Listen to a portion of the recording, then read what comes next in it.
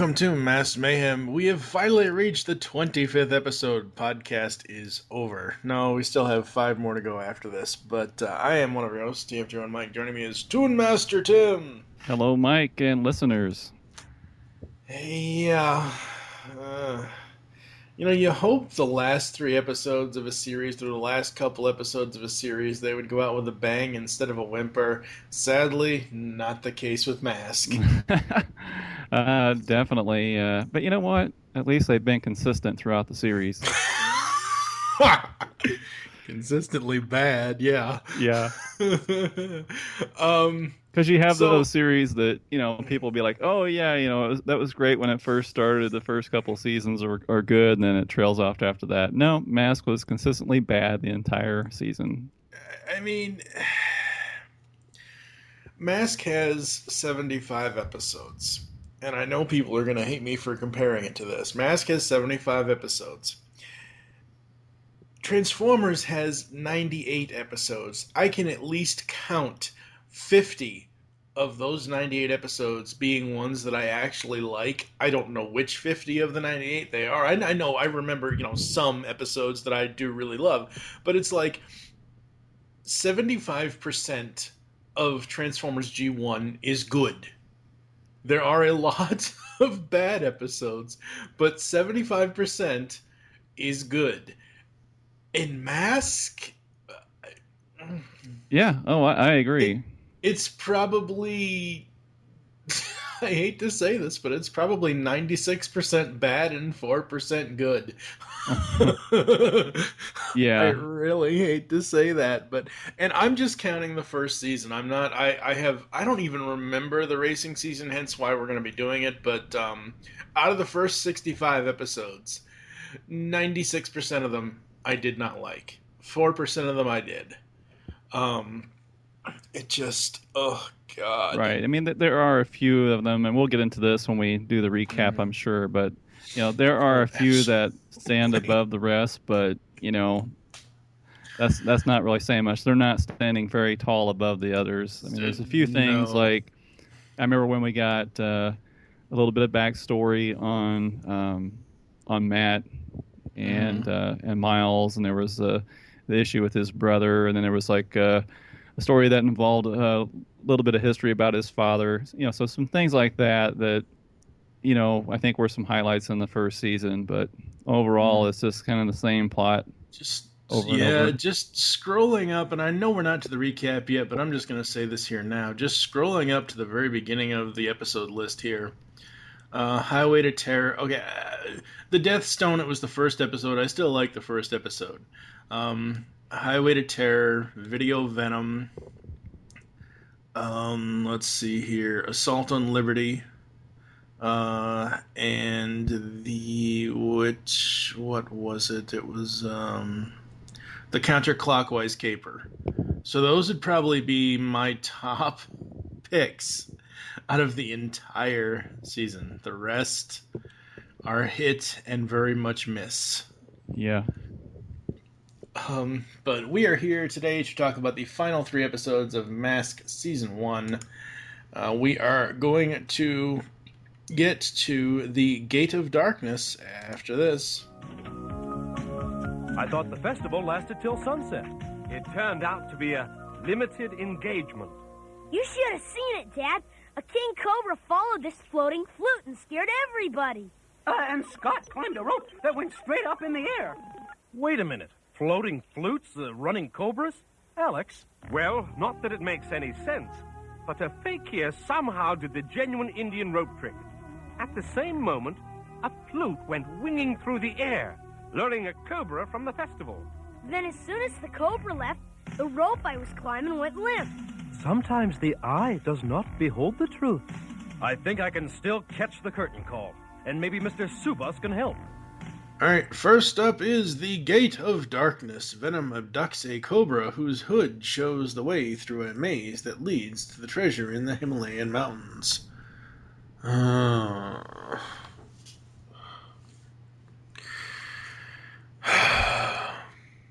Just another fucking This is kind of like my old quote from TFG1 podcast. Just a bunch of fucking repaints.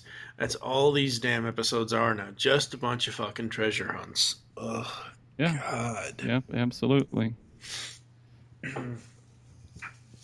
I think the rope trick was cool until we found out what the hell was actually powering it. I thought that was kind of funny. Yeah, I did too. I thought, okay, well that's kind of neat, but then they find out that it's basically like this. There's this air underneath it or something blowing it. It's a mechanical thing. Yeah, so it's some machine, and so that kind of took the wind out of the sails. And I mean, it's your standard M.A.S.K plot. Venom's trying to go get something. M.A.S.K has to stop them. There's nothing in this plot that is any different from any of the other episodes we've talked about since we've started doing this podcast again. Yeah, it really isn't. I like the title of the episode. I thought it would be something a little different, maybe going into it, Gate of Darkness. But yeah, it just turns into your typical treasure hunt. We find out that there's a priceless artifact, so we know Venom's going to be after that, and it's just basically an ivory throne. Yeah, it's an ivory toilet, ladies and gentlemen, is what it is. All right, we are going to get to the high beams after this. Loaded ivory throne, and you guys are giving music critiques. You're driving me nuts with this thing. Snakes are deaf anyway, you idiot. They are? Sorry, I won't do it anymore.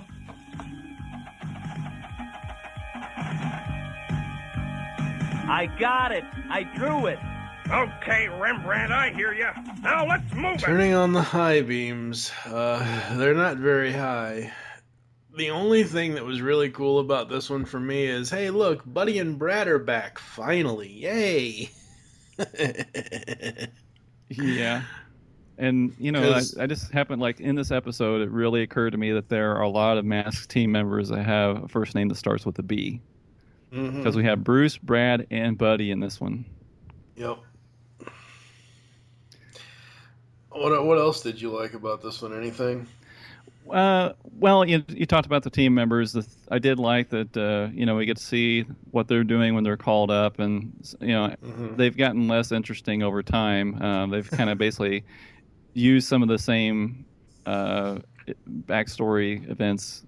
And then this one, we get Buddy in kind of a humorous scene where he is working on somebody's tire, and the guy's standing there, and, you know, he's filling up the tire with air, and then all of a sudden he gets called, so he just takes off, and the tire just keeps getting bigger and bigger, and finally the guy's like, I got to get out of here too, and then it explodes. Yeah.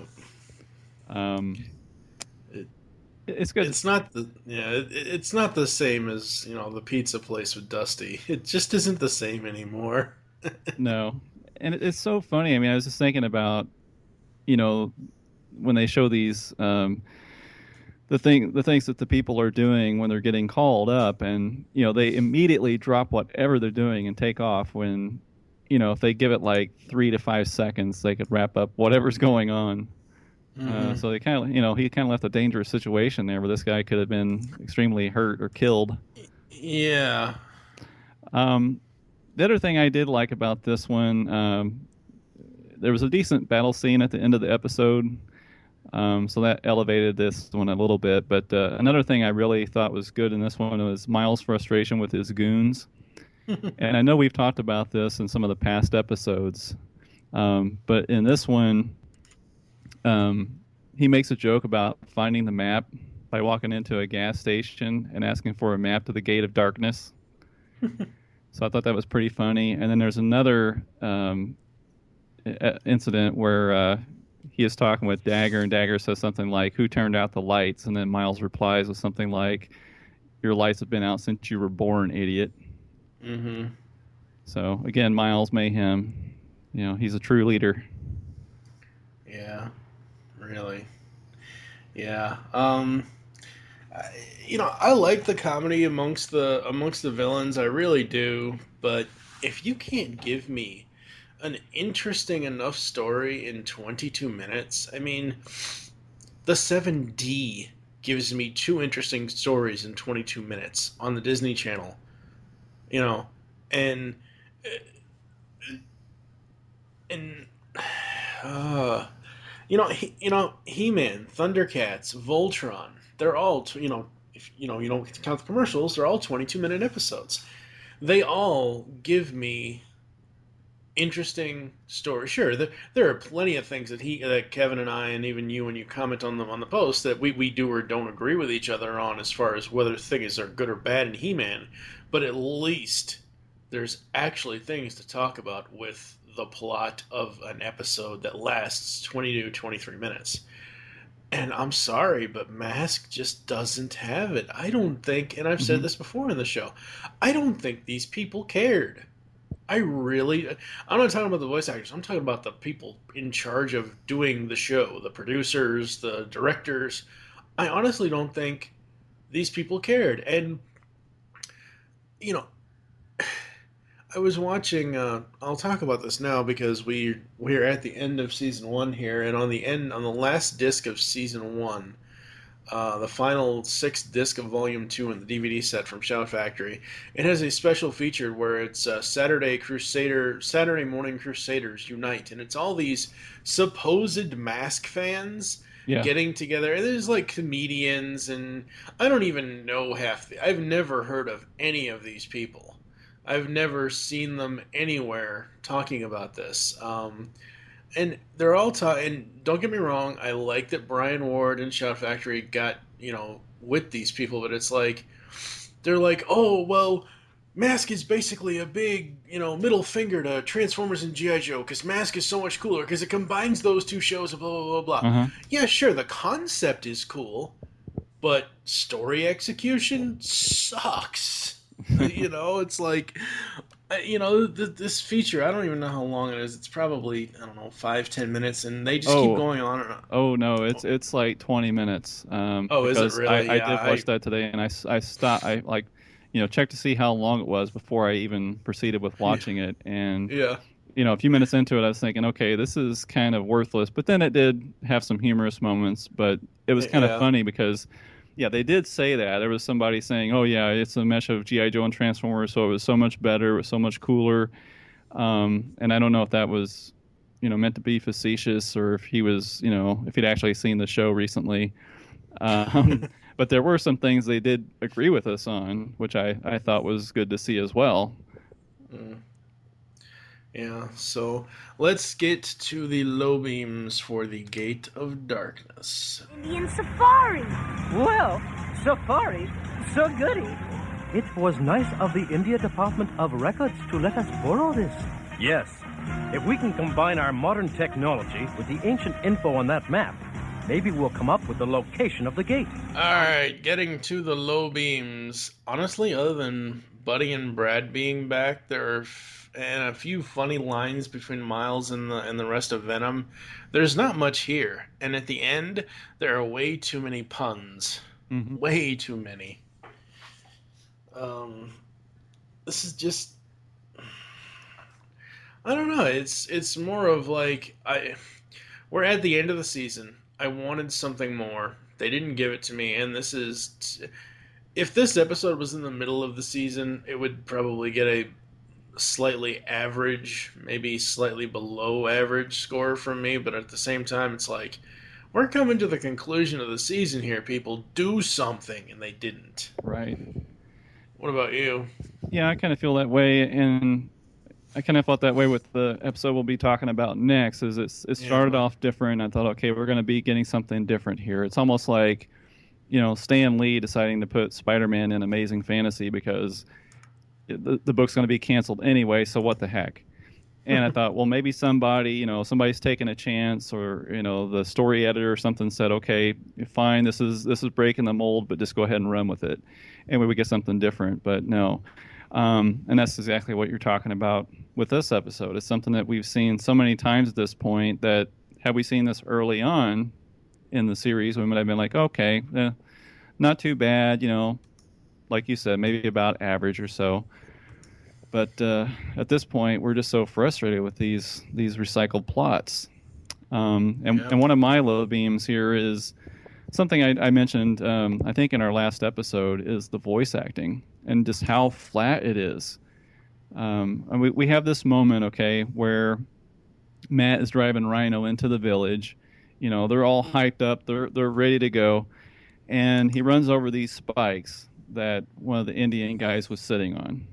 Mm-hmm. And so it flattens Rhino's tires. Rhino flips over onto its side, driver's side down, and lands on top of these hot coals. And then Matt just calmly asks if everyone is all right. It seems like, you know, the way he delivers that line, there's no impending danger.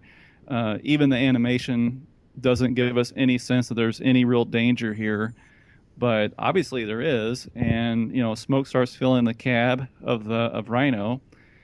But again, you know, we cut to the commercial. We feel like there's something dangerous here. You know, our team's in danger, and we need to get, you know, we need to have some concern for what's going on. But the voice acting is just so flat.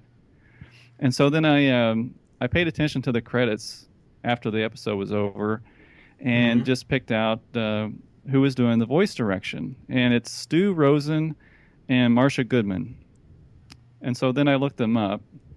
I know we're kind of getting, you know, off topic here, but I think we need to kind of talk about this for a minute. I mean, I think this is interesting. Absolutely.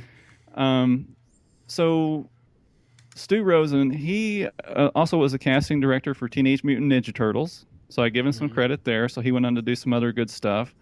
And he worked on other shows like, let's see, Captain N, The Game Master, Defenders of the Earth, and Fraggle Rock. And I think that, you know, that's a pretty good resume. I think those are some pretty decent shows. I mean, I wasn't a big fan of the Captain N, but, you know, I mean, he also was on, worked on My Little Pony, the movie. I mean, those are well-renowned, well-known franchises from the 80s. And then Marcia Goodman, she was also known for her work on The Real Ghostbusters and Captain Planet and the Planeteers, Adventures of Sonic the Hedgehog. So it's not like, you know, these were just unknowns in the industry. I mean, maybe this was one of their first series, because I think M.A.S.K was 1985. Yeah, 1985. And so some of these other shows came later. So, you know, maybe they were just cutting their teeth on M.A.S.K and then went on to do better things. But it was just interesting because I know, like, you know, we've talked about the writers before and how we didn't recognize the writing team, not at all. Except for Chuck Lorre. Yeah. Just bad. Just bad. Very, very, very bad. So, all right, we are gonna move on to the next episode.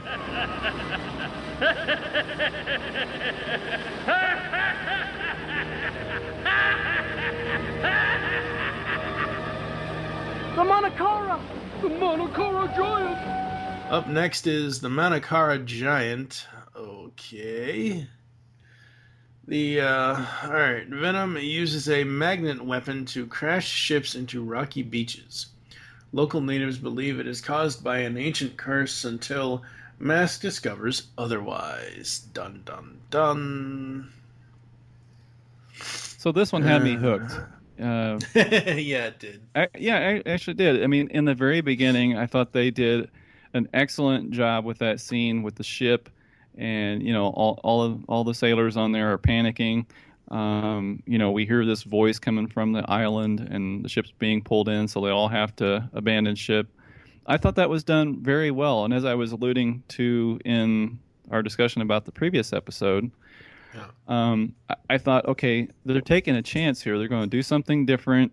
You know, let's hope to God that Venom isn't behind this, and we have some sort of supernatural element here, and it's just going to be Matt and M.A.S.K members trying to figure out what the mystery is. And I wish they would have done that rather than always making Venom being behind it and chasing after some treasure or some artifact or something. You know, it's kind of like with other series. You mentioned He-Man before, or even Thundercats. You know, Mumra wasn't behind everything that was going on Thundera in every episode, and neither were the mutants or other, you know, or the main bad guys. They would bring in new bad guys. Same thing with He-Man. It wasn't always Skeletor or, his evil army. They tried to branch out and do other things, so it wasn't boring. It had some new elements to it. Yeah. See, the thing with He-Man and Masters Universe that I found out is that they don't use like. Here's the difference between M.A.S.K and He-Man and Masters Universe from '83. M.A.S.K uses Venom too often and doesn't give us enough. Who else could it be outside of them? And then He-Man and Masters Universe, they use too many one-shot villains and not enough of Skeletor and his evil warriors. So it's a kind of a, flip sides of the same coin. And it's like, oh, come on. With this one is, out of the final three, this one's probably the best one, honestly. Well, for me, it started off real strong, but it quickly became less and less interesting. So for me, this one is not going to be my favorite of the week. But I think it did have some good moments. It's not, well, to me, it because it had such promise in the beginning and then failed to deliver. I was very disappointed. I think for me, what the plot is, out of the three that we have, for the final three, this is probably the best written plot out of the three of them. At least the most interesting plot. Yeah, sure, it kind of goes downhill. I mean, that's like, somebody asking a magician, how did you do that? And he shows them, and then it just becomes less mystifying on how he does his trick. It's the same thing here. Once you find out that, the machine did the rope and blah, blah, blah, blah, blah, and whatever else, and the flute is magnetized, and once you find that stuff out, yeah, sure, it kind of goes downhill from there. But the overall, the episode plot on a whole here is a hell of a lot better than what we've had recently. Yeah, the plot itself, I agree. I like that. It's one of those episodes where it takes us a while to get things moving. I mean, we have this scene in the very beginning that opens up the episode that has this impending danger and this mystery, and then we spend probably, I would say probably the next 10 minutes or better just wandering around, and T-Bob thinking everything is the Manakara giant, and I mean, there were so many times that he called out, "It's the Manakara, it's the Manakara," and it's just like, shut up, let's move on already. There were too many attempts at humor that, I think they could have just been skipped and we could have had a much tighter story. Yeah, absolutely. Absolutely. So let's get to the high beams. Legend says when it gets angry, nothing is safe that gets in its path. The pilot told me this Manakara giant was responsible for all these accidents. There's no logical explanation, Matt. A monsoon, for instance, that explains what pulled the freighter ashore. Then it must have been the giant. Wow, I wish I could have been there. Well, I don't. One giant step, and I'd be just another pile of scrap metal. But, Stephen, your freighters have used that strait for years to transport cargo. Why did Manakara dip his fingers into this one? I don't know, Matt, but this platinum shipment was one of the biggest we've ever transported. And I've got an even bigger shipment of platinum that must go through. My entire business holdings are at stake. I need your help, Matt. I've got some friends who might be interested in checking into this. I'll give them a call. Thanks, Matt. I'll arrange for them to stay in a house on the island. Don't worry. We'll get to the bottom of those footprints, Stephen. Alright, turning on the high beams. Well, for the first time ever, Scott actually shows emotion and sadness for T-Bob when he's going to get whisked away. It only took them 63 episodes to get to this point. Because Scott does look like he's about to cry when T-Bob gets whisked away by the water. Yeah, that is true. Yeah. He was torn up about it. Yeah. So this isn't a treasure hunt episode. This is a platinum theft episode. So since it's not actually a treasure hunt, it's probably going to get a much higher score from me. Since it wasn't that boring, because at this point, I never want to see another treasure hunt plot ever again, unless they finally release National Treasure 3. Fair enough. Yeah. What about you? What'd you like about this one? It was fitting that that Venom's own magnetic machine was what defeated them in the end. Yeah, I did like that because Scott is he's at the wheel basically of this magnetic machine and uses it to pull in Venom's vehicles, which explode. And then it's kind of funny. There's a scene after the explosion where Miles and Vanessa are flying through the air, and Miles is like, I'll get you next time, and Vanessa is just kind of like basically laying on her side with her arm under her head, just like with frustration, saying, "Yeah, this is going nowhere." Yeah. So I did like that, and then I've got a high beam here that's also going to have somewhat of a low beam, and that is we've talked about T-Bob and how he often gets treated as being a human being. Mm-hmm. And Scott actually reminds T-Bob he's not human. He's a robot. He's a robot because T-Bob is concerned that the island natives may be cannibals. And T-Bob says, Scott says, you have nothing to worry about, T-Bob. You're a robot. Mm-hmm. But then he contradicts himself later, which is going to be in the low beams. Yep. So let's get to the low beams after this. I still don't understand why you made us move the machine from the other island. Foolish female. Only the local people were fooled. That's why we moved the machine before investigators came. Now continue the test. I want to make sure the machine wasn't damaged in the move. Love to. Here comes our bait now. All right, it's working. Shut it off, Vanessa. For the low beams, take it away, sir. Well, I thought for sure you would have this in your low beams, and maybe you do, but basically mine is kind of a big one. I've already kind of alluded to it, but Scott told T-Bob that he is a robot. He is not human. But then T-Bob is underwater, and Scott is asking Matt if T-Bob can hold his breath that long. God, yes. Why?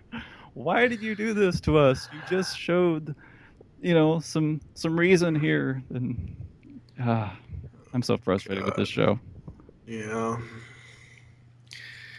Ladies and gentlemen, you now see why and you hear why Optimus Soul did not want to come back to this podcast. Because I've said this before. As much as, I enjoy working with Tim on this show, it still cannot compare to how bad this show is. The only thing I wrote down, because this was I'm going to make this joke, such a breath of fresh air compared to the last episode. The only thing I wrote down that I complained about was fire insurance. Really? That's the PSA? Fire insurance? Why is it there are so many fire safety, fire-related PSAs in this series? I don't know. I mean, they can't even come up with good ideas for PSAs. No. Not at all. I can watch a marathon of G.I. Joe PSAs. On the Rhino release of the G.I. Joe movie, there's maybe like 23 or 20 some G.I. Joe PSAs as a special feature just lined up back to back. Right. And I watched those and I thought they were all good. They didn't have the same public message. They were entertaining, they were fun. But these right. PSAs, they're just awful. Yeah. Most of them anyway. And it's so funny because not all of the Transformers episodes that I remember, not all of them ended on a PSA. They just ended. They just went from, they closed out. It wasn't a sharp ending, like a couple of things, but it was, they closed out, then they went to credits, and not often unless it was after the credits before the next show came on, did the PSAs happen. And this is something that is strange with certain 80s properties. Transformers has them, but they don't have them on every single episode. At first, I didn't think Jem was going to have PSAs. Yeah. It takes until like the 12th or 13th episode out of 65 for Jem to start incorporating PSAs at the end of its show. And M.A.S.K has a PSA after almost every single 65 episodes. And none...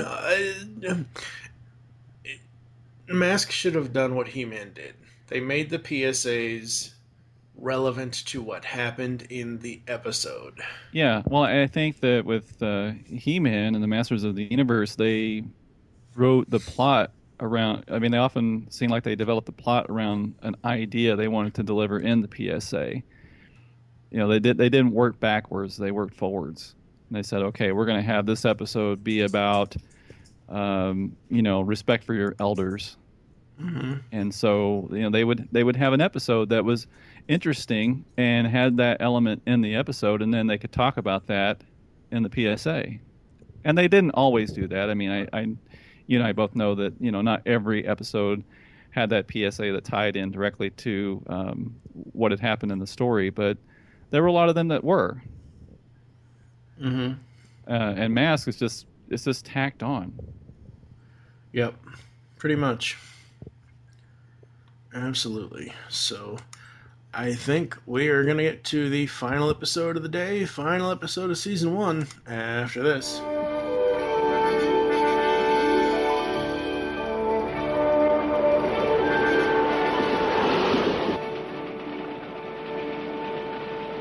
And in this compartment, gentlemen, he said the famous spy Mata Hari herself wants travel to escape the Allies. Wow! Lots of famous people traveled on the Orient Express. Spies, kings, and criminals. But you, T-Bob, are our first robot. I am. How about that? I'm Scott's first robot, too. It must have been exciting being on a train with all kinds of criminals. If that's what you want, just hop on a subway. Thanks for giving us the tour. Scott's getting a real kick out of it. It is my pleasure to share the mystery and intrigue of the Orient Express with such honored guests.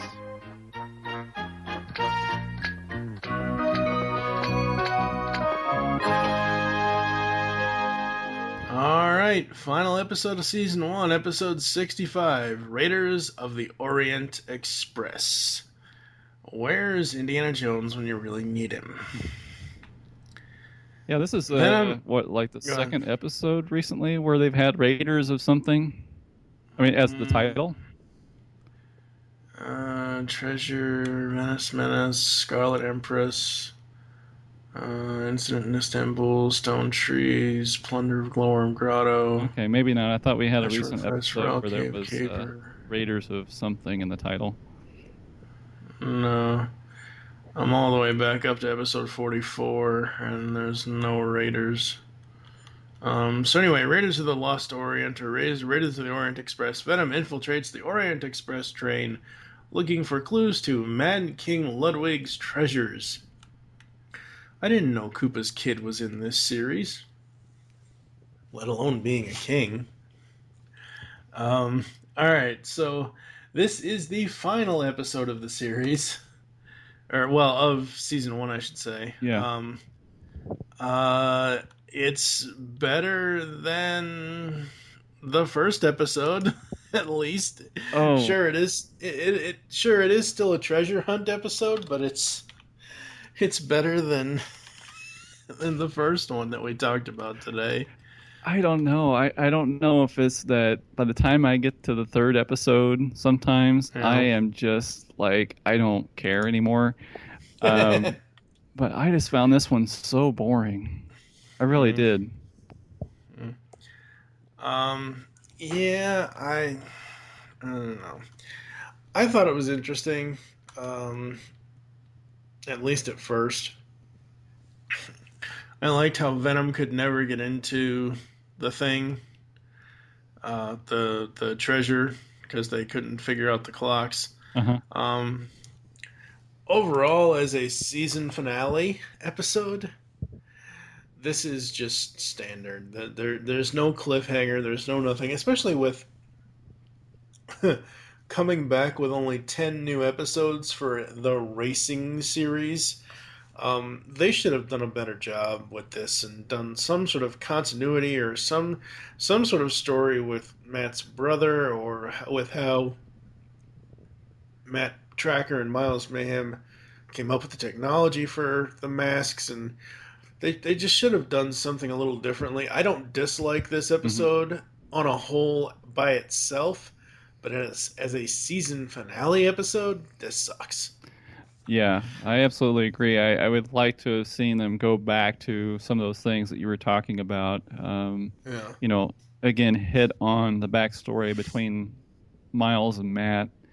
You know, what happened there. Try to you know, tell more backstory or wrap things up in some way. I mean, even though they have this second season coming up, which I'm not sure how much different it's going to be from the first, I'm hoping that it takes somewhat of a different direction. But it would have been nice to see something like that, because, you know, we talked about this when we were discussing the last episode, the Manakara giant, that special feature at the end of the last disc on Volume 2. And again, they talk about this history of Matt Trakker and Miles Mayhem. And I guess one of the guys on that special said that there was a comic book included with Rhino. And it told the backstory, which actually was kind of a dark and violent backstory between Miles Mayhem and Matt Trakker. And how, you know, during this incident of them having this falling out and Miles wanting to take the technology and steal it, his brother got killed, right? Yeah, Matt's brother got killed, I believe. Matt's brother got killed. You know, pretty dark material for a cartoon back in the 80s, but it would have been nice if they could have at least done something with that. I mean, I think there's a lot of story there that you could tell. I mean, certainly over the course of 65 episodes, we haven't really delved into that very much. So, yeah, it would have been nice to have seen that come back around in this last episode of the first season. Absolutely. Yeah, I mean, this is a nice thing. I mean, it's an interesting...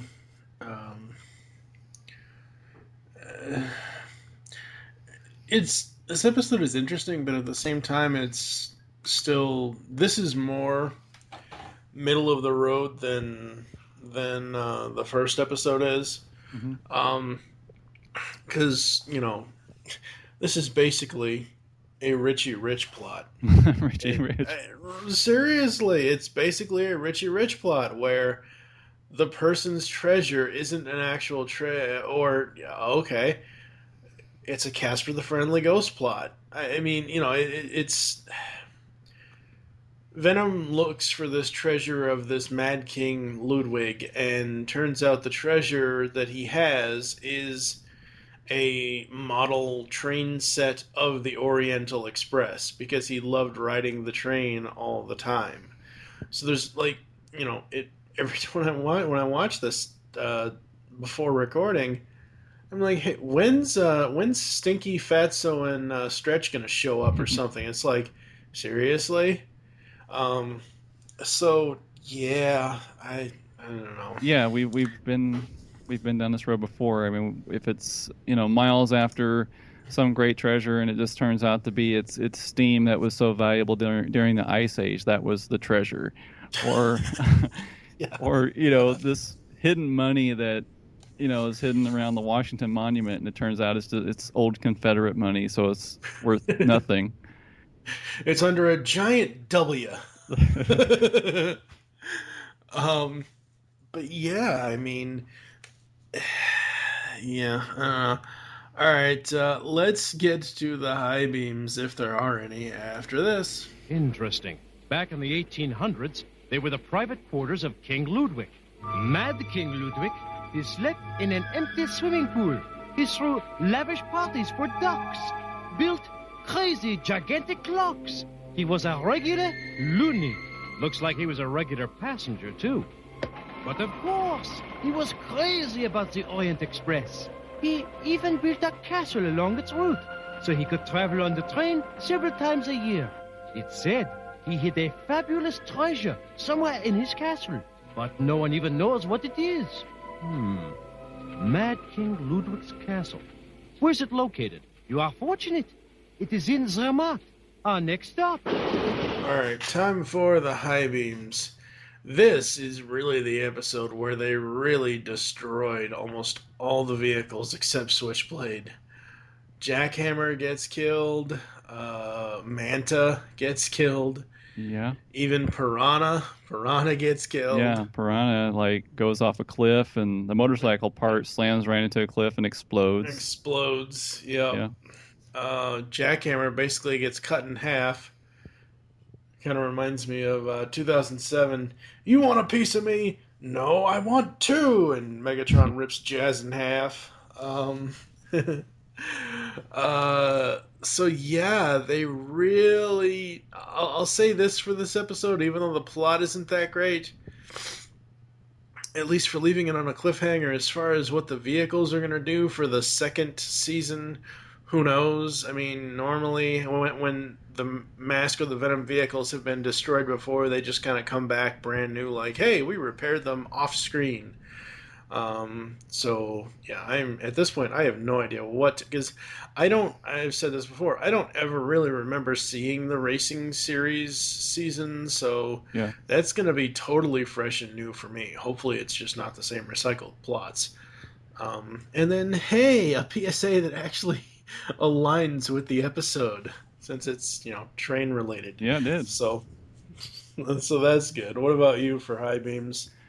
There was some humor here when T-Bob and Scott suspect that one of the passengers is Miles Mayhem in disguise.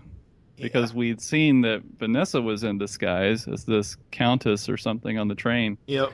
So I thought that actually worked out real well and provided for a very humorous scene, because I thought it was going to be Miles. It looked just like him, but it wasn't him.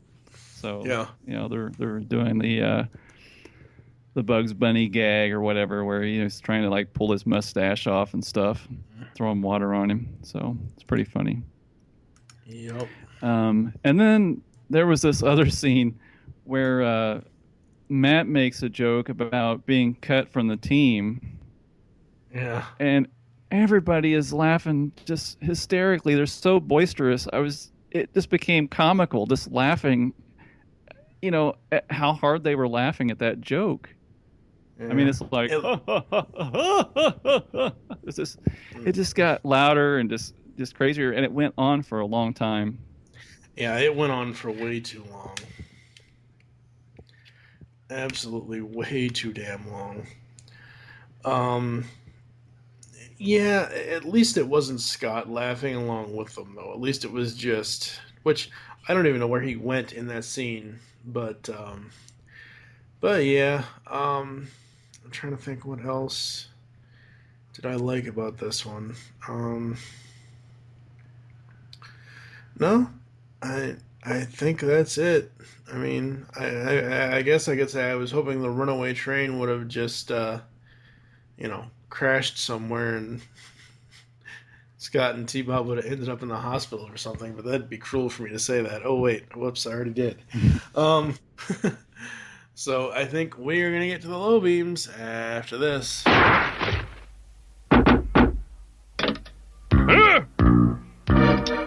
A hammer! All that trouble for a crummy toy hammer! Hey, it's not a waste! Maybe someday you'll get some toy nails! Dagger, you've got more holes in your head than 2 tons of Swiss cheese. I'll take that. This toy is obviously a clue to Mad King Ludwig's treasure. To your vehicles! All right, for the low beams. Something about the Countess looks familiar. Are you fucking kidding me? He should know who Vanessa is. Really? He needs the computer to tell him that? Yeah. I mean, it has her mugshot right there on the computer screen, and they have to peel back the hat and the clothes to tell him this is Vanessa Warfield. Come on. I know. It's just so ludicrous. And then just another treasure hunt episode to end the season, no less. What about you? What didn't you like about this one? Some of the things I've already mentioned. I didn't like that the real treasure was the train set. I also didn't like that... actually, my biggest issue with this episode is that it feels like it's trying too hard to build in all these layers. Because we go through the trouble of Venom stealing the doors from the Orient Express. And so we're thinking, okay, well, why would they want the doors? What is it with the doors that's so important? And... so then we find that Venom cuts the doors open just to find this little bitty hammer. And then they go to, what was that, the mansion or something? Yeah, they go to Ludwig's castle. Yeah, they go to the castle and they go to this room where there's all these cuckoo clocks, and they fit the arm into this man on the cuckoo clock.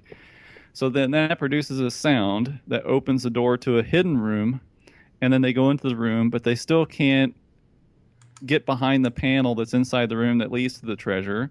So it's just too many layers. It just became too convoluted. It was just too much. They didn't need to go that far with it. Yeah, I agree. I mean, it's just... Well, I think they're trying to be clever and write something with multiple layers and make it interesting and maybe fun to follow, or maybe the kids will have fun trying to figure out this mystery. But in the end, we just want to see big battles and some cool action and throw in some humor. I just thought this was the most boring episode of the week. No, that first episode is worse than this one for me. So we're going to take a quick break, come back with final thoughts and ratings after this. Hello, geeks.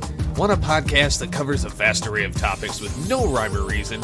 Then check out Altered Geek Unlimited, where the topics fly more or less off the cuff. We cover media news, TV, our favorite geek products, and of course, your feedback. So get altered, get geeky with the Altered Geeks every Friday on the Geekcast Radio Network.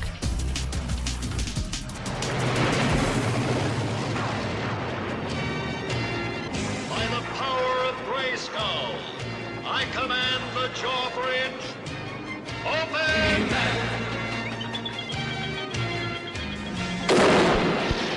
Yes, that's right. We have traveled to Eternia to enter Castle Grayskull. Join Optimus Solo and TFJ and Mike as they find themselves telling tales of Eternia. We cover all things He-Man in this 45-episode-long podcast. You can find us on iTunes and www.geekcastradio.com. By the power of Grayskull, we all have the power. Hey, I'm Gary. I'm Mike. I'm Chuck. And I'm Justin. Join the four of us every week on the internet's #1 and longest-running G.I. Joe podcast, What's on Joe Mind? It's Joe news, reviews, and interviews like you've never heard them before, delivered right to your MP3 player. Our guests include Jason Marsden, Kevin Michael Richardson, and Matt Yang King from G.I. Joe Renegades, Larry Hama, Robert Adkins, and John Barber from IDW Publishing, and many more from around the online Joe community. Yeah, it's guys talking about Joe. Think of it as Joe Talk meets sports talk. And we make fun of Chuck. Right, and we... Hey, again? Come on, Chuck. We're just kidding, kinda. Sometimes Chuck makes fun of himself. Right, and we... Okay, seriously, this is just getting ridiculous now. It's What's on Joe Mind, every week on the Geekcast Radio Network, InsidePulse.com, Stitcher Smart Radio, and iTunes. Download and listen today. I suppose I still can't say something about Transformers, can I? Good. No. What about sports? That sounds good. Yeah, that's all right.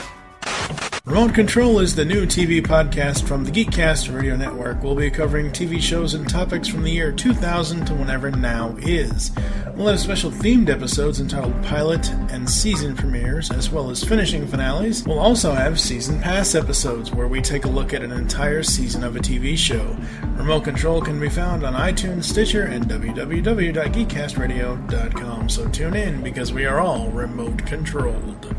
Now back to Mask and Venom. We are back. So ratings for the episode. The first episode, sir, what are you going to give it? How many masks or how many non-masks? Yeah, a negative number. Yes. The Gate of Darkness, for me, gets 2 masks. It was enjoyable. I mean, it was kind of middle of the road. I didn't mind some of the moments in that one. I mean, it had some low beams that, I didn't like the voice acting in this one, as I mentioned. There was definitely a moment of danger there. They could have done a better job of delivering those lines. Yep. But 2 masks. For me, it gets a 1. Just, it's by far the worst out of the 3 episodes for me. I was expecting more than what we got, as we said in the episode review. You see a title called Gate of Darkness, you think of something like, Gozer the Demon King coming to hunt the Ghostbusters or something, or something interesting, and it just wasn't interesting enough for me. Yeah. What about the second episode? Well, this was the one that started off strong, that I had hoped that there would be some supernatural element to it, and we would get away from Venom being behind everything. Maybe they would show up, but maybe they wouldn't be behind it necessarily, or after some treasure or artifact. But it just turned out to be so boring. It took so long to get things moving after that initial scene. They're wandering around the island trying to figure out, what's causing the footprints and everything. So I ended up losing interest in it. I'm going to give it 1 mask. For me, this was easily the best episode of the day. It was the most interesting for me out of the 3 of them. I liked all of the mysteries surrounding how, was it really a sea monster and whatever else. I really dug that. It's not great, but it's not below average for me, so I'm going to give it 3 out of 5 masks. Oh, wow. What about the Season 1 finale? Yeah, you can probably guess I'm not going to rate this one very well either. Raiders of the Orient Express.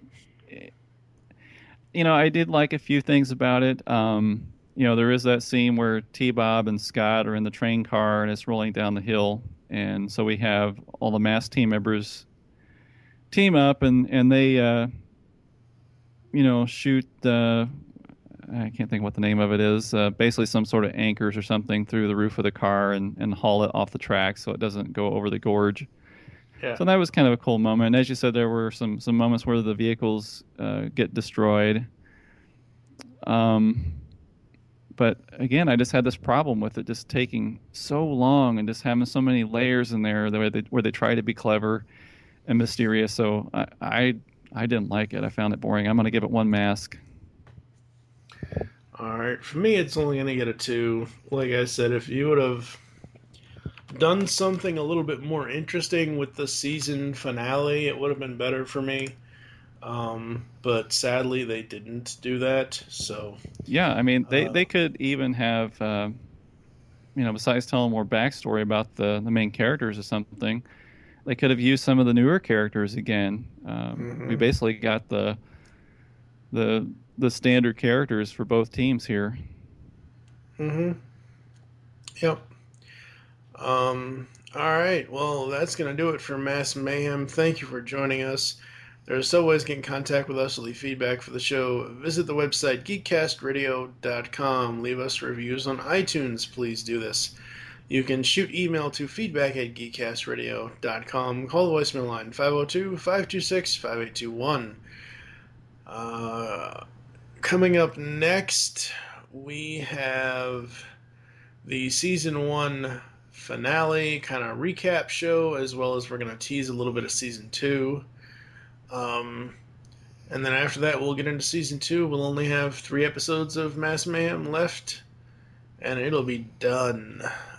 For now, I am TF2 and Mike with Toon Master Tim. And remember, podcasting is the ultimate. Illusion is the ultimate weapon.